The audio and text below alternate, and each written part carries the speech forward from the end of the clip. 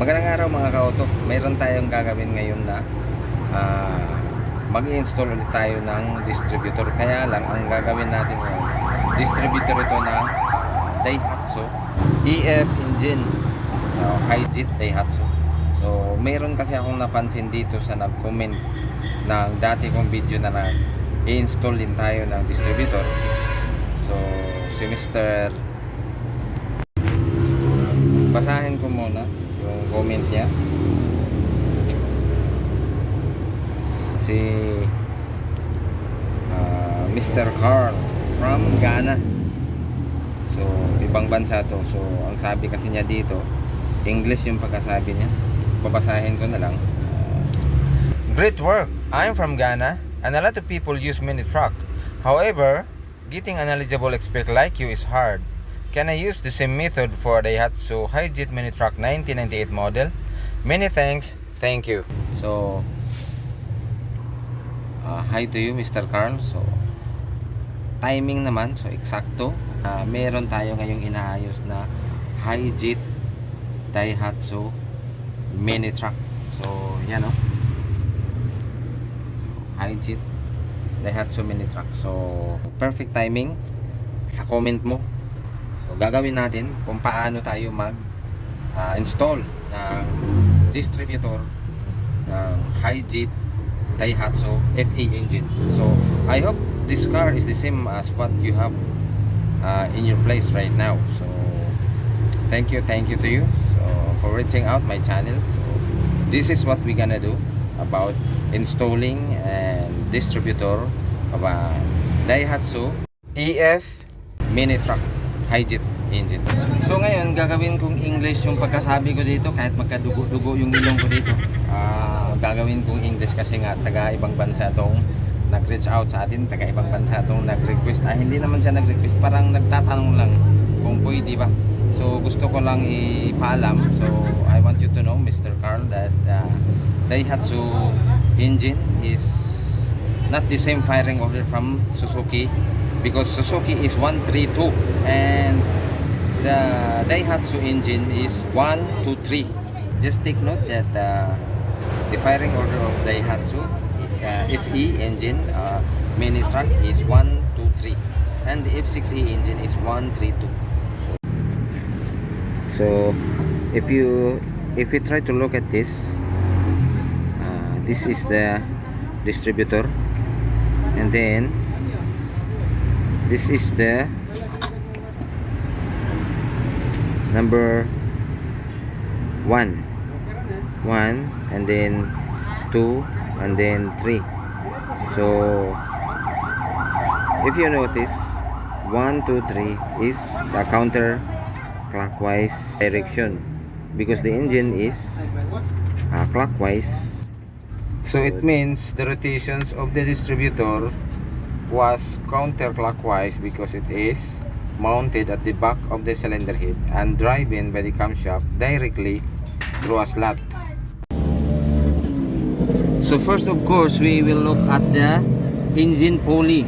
So sa mga nagtataka o sa mga manunood natin dyan, mga Pinoy, mga kababayan natin, baka magtaka kayo kung bakit ko minsan mabanggit na English words, kasi nga taga ibang bansa yung nag-reach out sa atin na kung pwede ba yung high-jet, yung method ng Suzuki F6E. Kasi nga iba yung Suzuki F6E kasi 132. So ditong Daihatsu 123 kasi yung firing order niya. So kung gusto nyo ring malaman kung paano mag-tune up nitong Daihatsu, so papakita ko sa next video na. So ito muna yung pagtanim ng distributor, yung how to install a distributor of Daihatsu FE engine. So Mr. Carl, this is what you're gonna do.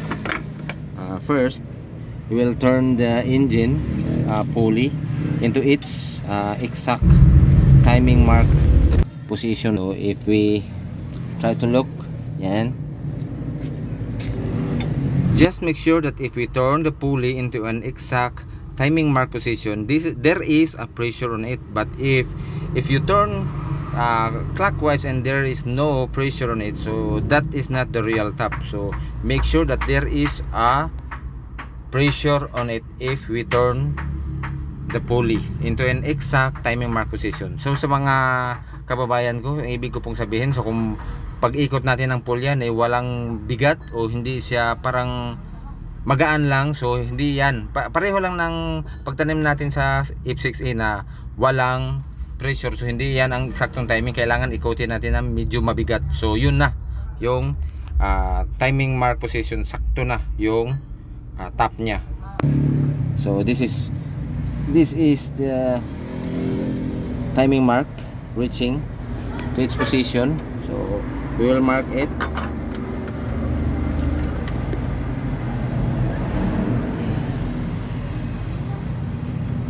Ayan. Tapos ito, ayan. So timing, then we will go to the flywheel. So we will check the flywheel if it is exact or right. Timing mark position also. So we go to the flywheel.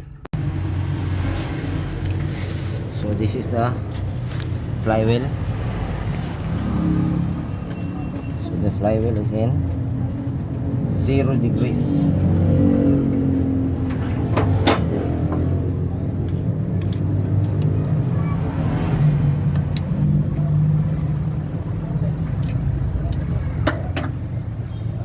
That's it.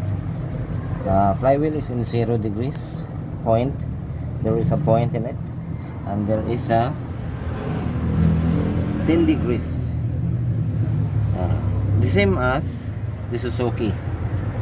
There is a 10 degrees, so we will advance it in 10 degrees, the same as Suzuki. So now we will install the distributor here. So this is now the distributor. Before we will go to install it, so we will mark it and number 1 high tension wire. So this is the number 1, 2, 3. So that is number 2, number 3, and number 1. So this is number 1. Try to figure out the number 1 position, the number 1 high tension wire. So this is the number 1, and then we will mark it.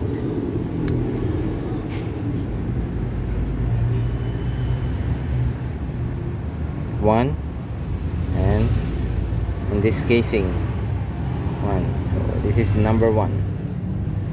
So then we will remove the cap. Of course we will remove the cap.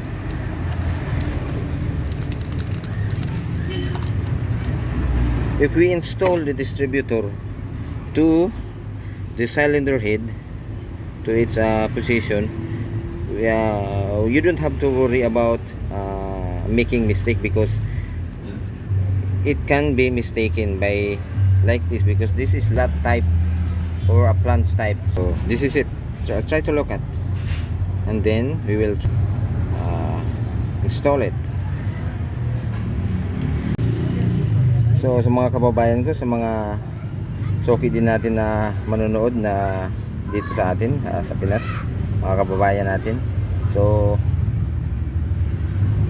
pareho lang naman, pero mas madali itong, katulad din ito ng Suzuki F6A, kasi yung F6A ganito din, slot lang. So plans na siya, mas madali siyang ikabit, basta nasasakto lang yung timing, yung point ng rotor arm, eksakto lang, nasa eksakto lang. Pagtanim natin, walang problema yon, madali nating maikabit.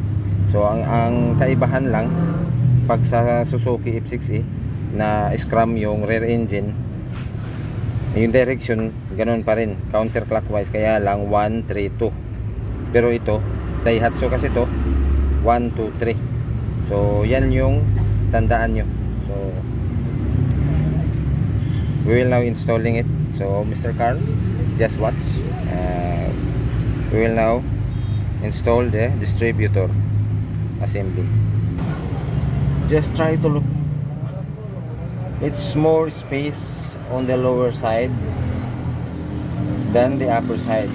Just try to look the plants, the slot. we cannot make a mistake for this, because if you notice the slot, so kung tagalogin ko na lang, hindi tayo magkamali nito, kasi nga makikita naman natin sa slot niya na hindi siya pantay. So pag nabaliktad natin, hindi natin maikabit yun. So kailangan natin ikutin para eksaktong mapasok natin. So tanim na natin to. Yan, tapos yung distributor, yan, nasa taas yung rotor arm, yung pointer. So tapos kabit natin, ikot-ikotin lang natin para hindi tayo mahirapan sa pagkabit nito. So ganyan yung slot, ganyan, tapos ganito, yan. So mas madali siyang pasok, yan.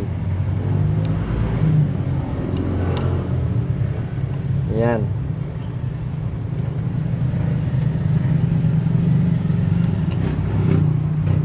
Tapos ikot-ikotin lang natin to. So medyo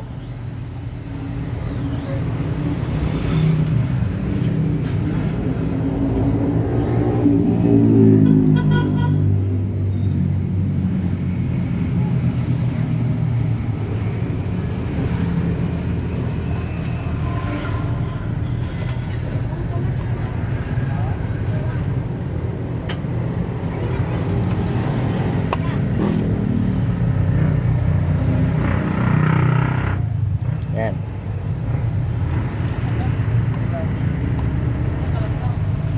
Yan. Naipasok na siya. So ayan. Tingnan natin yung casing. So yan, pasok na siya. So tapos lagay natin yung bolt ito sa taas.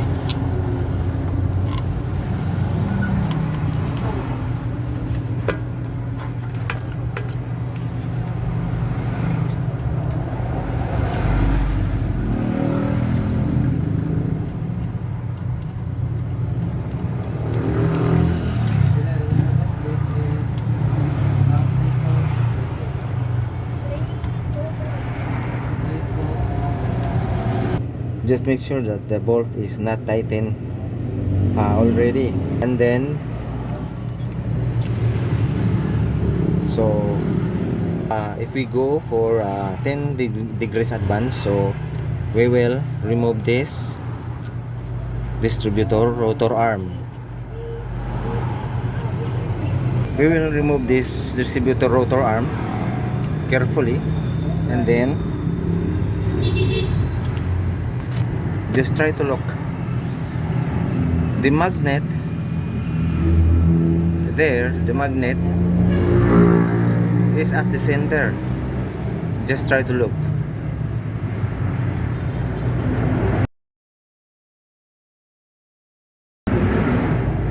Before we turn it for advance, we go to the flywheel, and then we will make it 10 degrees the dot. So going to 10 degrees the dot of, or the marker pointer of flywheel.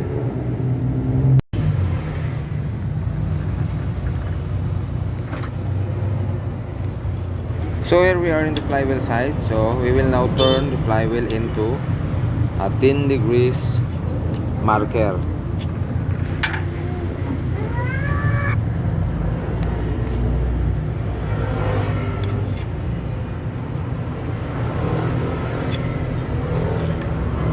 And then we will go back to distributor.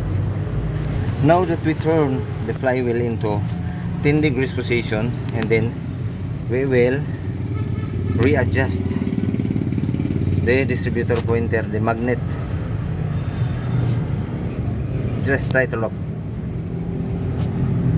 and then fix it to the center. Fix it to the center. Just turn in opposite direction, because the direction is counterclockwise, then we will turn to opposite. So we will turn it to clockwise. The distributor, we will turn it to clockwise for advance. That's it.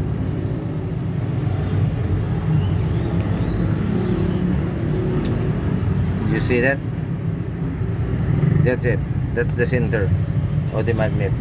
So that's now the 10 degrees advance of this distributor, because the flywheel marker is on 10 degrees. So this is now the 10 degrees advance. And then tighten the bolt. But if you are not satisfied on the 10 degrees performance, so you can advance it more, just a little bit, turn to opposite direction again if you are not satisfied with the 10 degrees. So if you go to 15 degrees or 20 degrees, it's up to you, but make sure that the engine is not pinking or knocking sound. So we will put the distributor rotor arm and then tighten the bolt.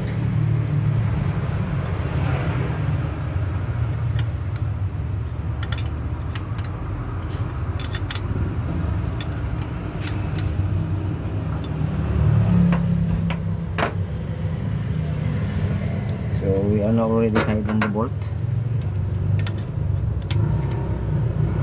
That's it. And then we will now cover with the distributor cup.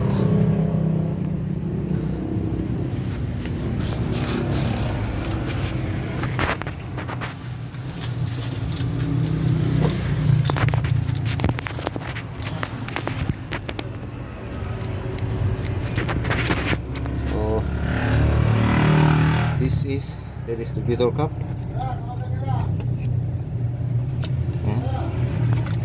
So pointer is at the top, and then the number one,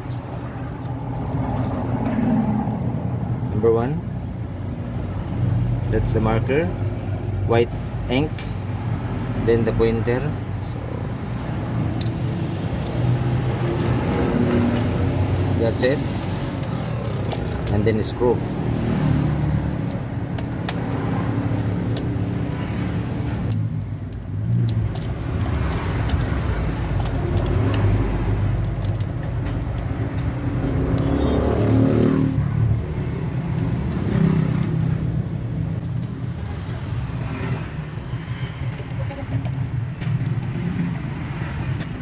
We will now relocate the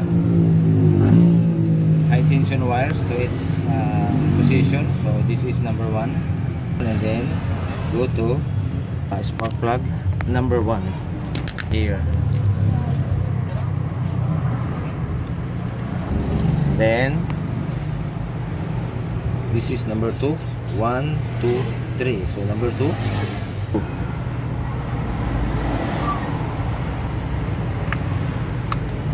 That's it.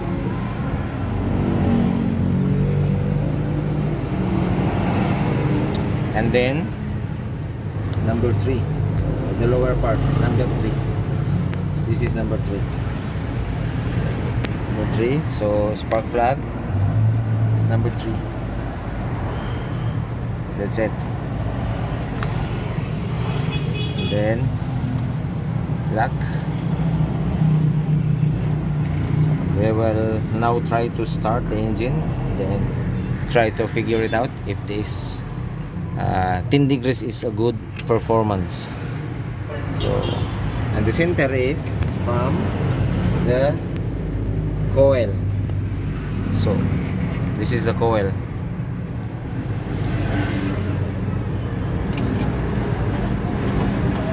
That's it. Then we are now try to start the engine.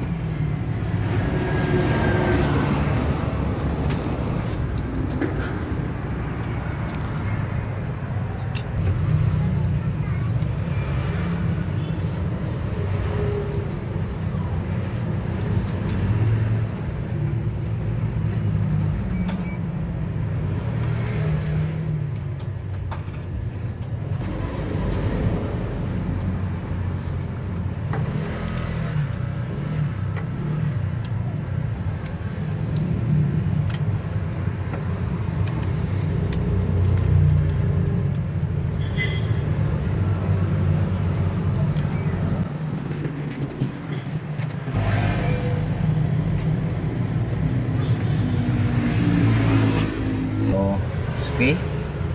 And then we are trying to start the engine.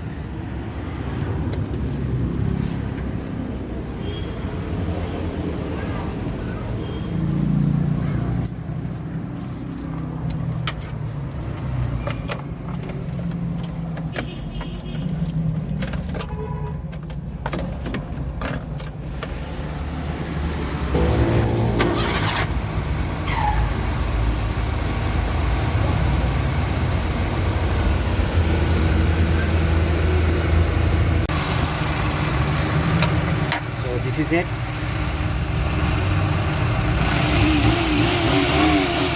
So if you are not satisfied with the performance of the 10 degrees advance, you can make a little bit more advance like this. So just loosen the bolt. This one. Then move to opposite side, so it means clockwise, opposite from the counterclockwise rotation of distributor, so it is clockwise. So move it a little bit more like this one.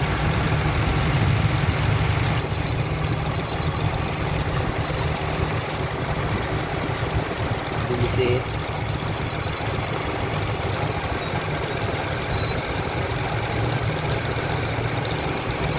That's it.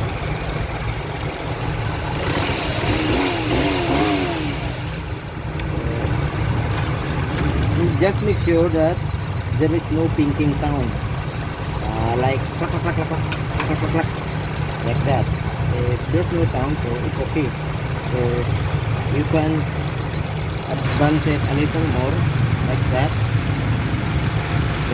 into a clockwise direction. Like that. Then taste it. Rev.